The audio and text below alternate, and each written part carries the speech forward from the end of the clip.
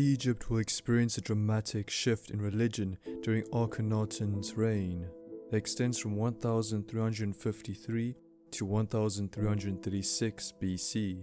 Once he takes hold of the position of pharaoh, he will instill a new wave of reform, notably a change in religion from one that is polytheistic in nature to one that is monotheistic, and probably the first monotheistic religion in the world.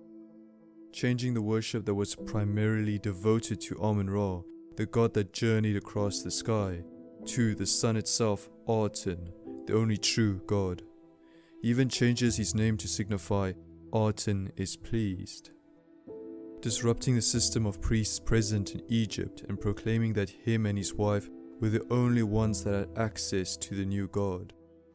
This change will manifest itself in art, becoming more stylized, a shift from the past, from a tradition that had been at this point established for about 2,000 years, where the style was rigid and rectilinear.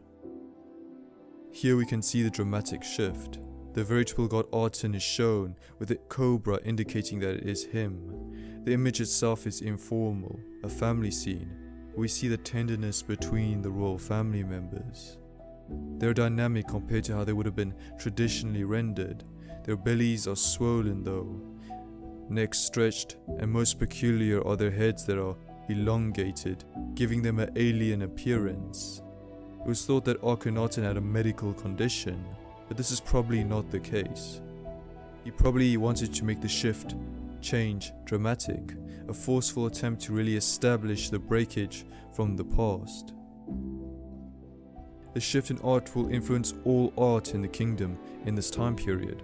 For instance, we have a bust portrait of Queen Nefertiti found in the artist's studio, a queen that probably shared the power with the pharaoh, which was very uncommon in Egypt, as usually only the pharaoh had sole control.